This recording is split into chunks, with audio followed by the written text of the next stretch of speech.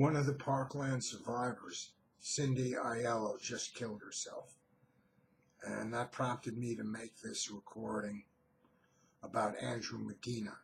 He was the campus monitor who consciously aided and abetted Nikolas Cruz in carrying out the Parkland massacre.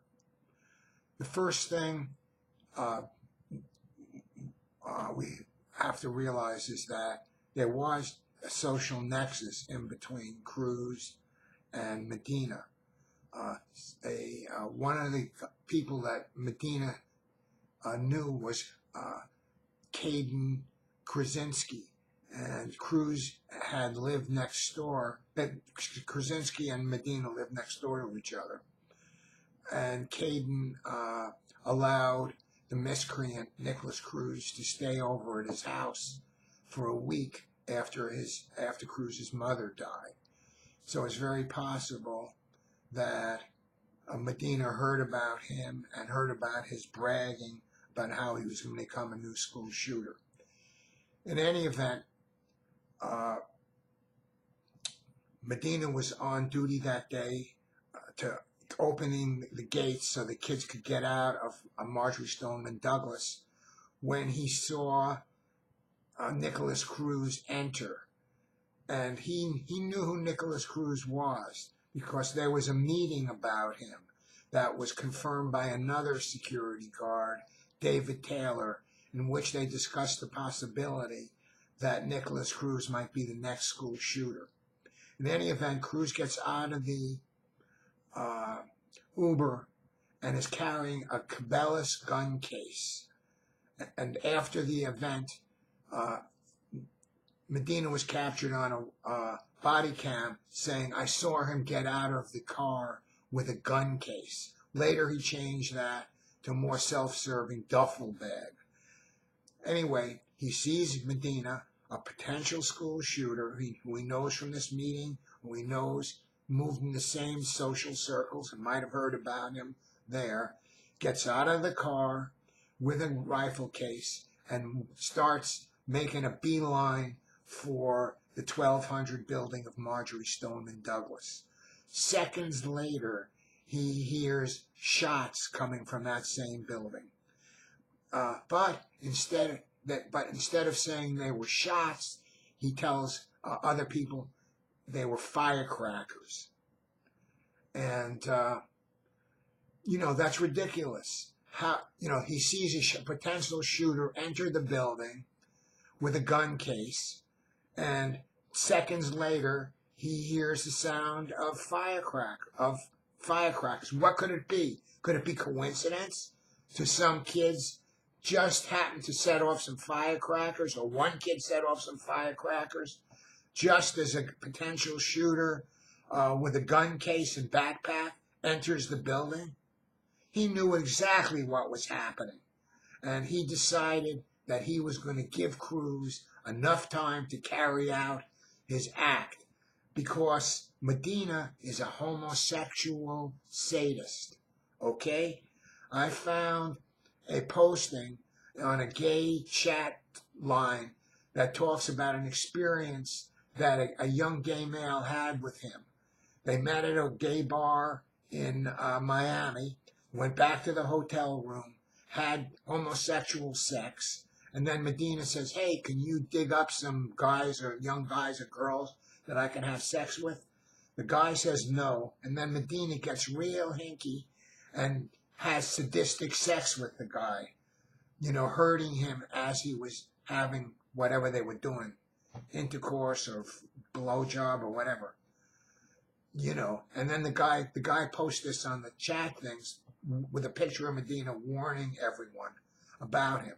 Also, Medina had propositioned students, offering them sex, alcohol, and then a couple of lines of coke. And they reported him. One of them was Meadow Pollock, who was later killed by Medina, and whose father has taken up the cause of, getting some kind of revenge against Medina.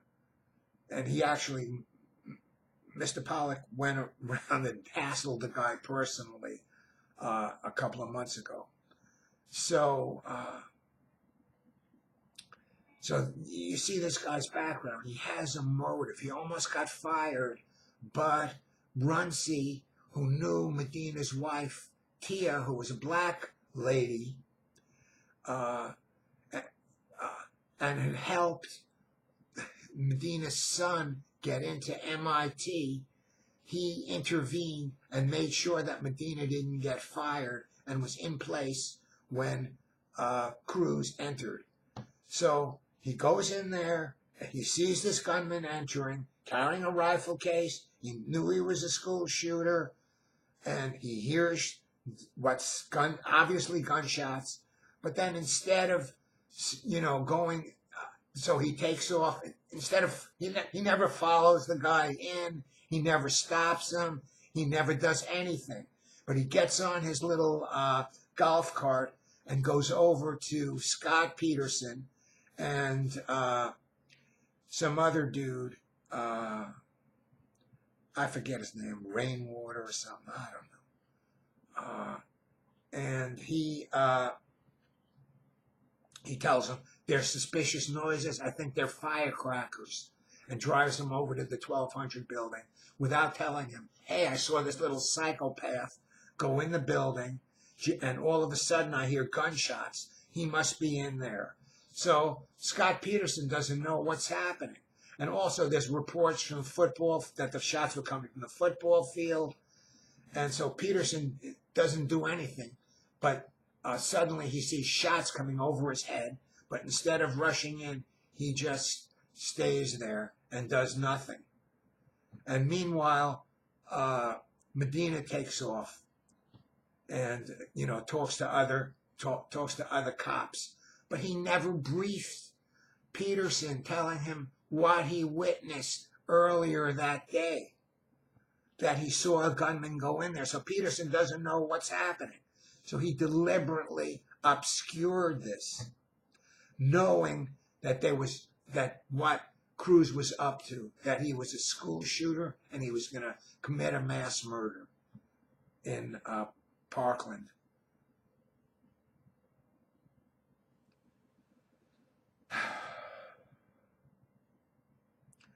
It's really sad.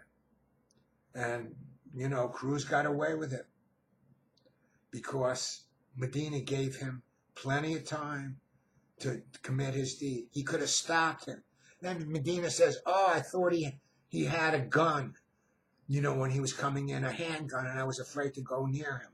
But when he radios Closet Boy Taylor and tells him that there was a suspicious person coming in, doesn't say armed, that his story about Medina having a gun, about Cruz having a gun falls apart.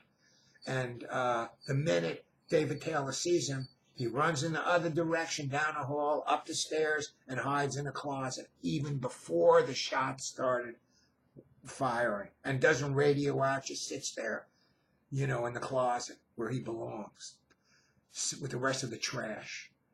So, that whole story about him thinking that Medina had a gun, and that's why, that Cruz had a gun, and that's why he doesn't want to approach him, is a load of shit.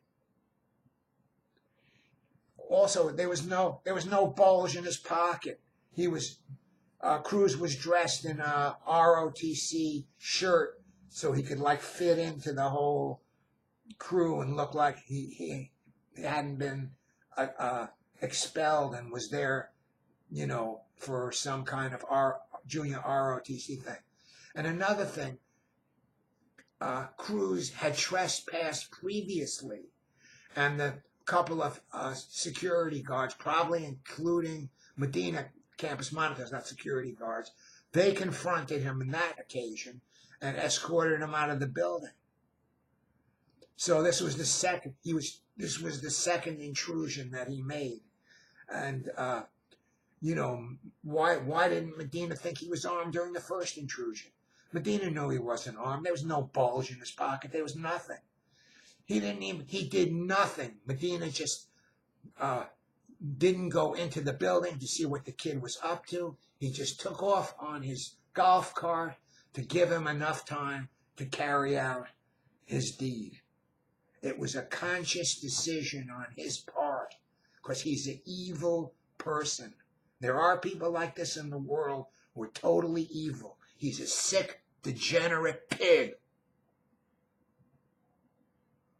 So, you know, the rest. Now, then, when he's questioned later on, he doesn't even call in a code red. He never called in a code red. First, under oath, he says, you know, in a sworn statement to Scott Israel, also known as Scott Palestine, because we don't want to disturb, you know, Israel. We don't want to dirty up the name of Israel with this scumbag from the Upper West Side of Manhattan, this transplanted Jewish liberal, Palestine. He says, oh, the minute I saw Cruz go into the building, I called in a code red. He never called in a code red. He never did. And later on, when he was questioned by the BSO in a video deposition under oath, he said, oh, I didn't call him in because I didn't know what was happening, and I didn't want to bring in the cavalry, a whole massive police response, and, you know, be responsible for it and get into trouble. Come on, he knew what was happening, and he decided, I'm not going to call in a code red. He never called in a code red, and neither did Scott Peterson. It was called in by a different campus monitor.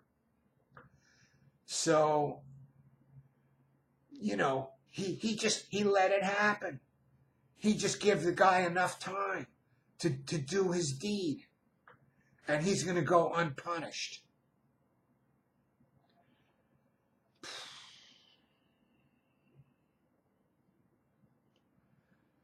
I mean, the repercussions of this continue to reverberate with this girl killing herself now. You know, it's a horrible thing. You know, I read at least 15,000 pages of documents that I bought from the state's attorney's office. And when I got to the accounts of the students of what they witnessed and how they were traumatized, I just, you know, I cut the account off and stopped getting the documents. So that's pretty much it. Medina, he did this intentionally. He intentionally let Cruz. Nobody could be that stupid. Nobody. And he changed his story. He said, oh, I saw him come in with a duffel bag, and I thought he was with ROTC. He knew the kid had been kicked out of school. He could have stopped him. He could have nipped this whole thing in the bud and become a hero. But the guy is so full of hate and such a sick, twisted person whose wife died when she was 30 years old from causes I'm not sure of, but I know that she had a non-payment of alimony lawsuit and child support against him just before she died. So there's no telling what evil lurks in the hearts of men. If you want to call him that, I think he's more of a worm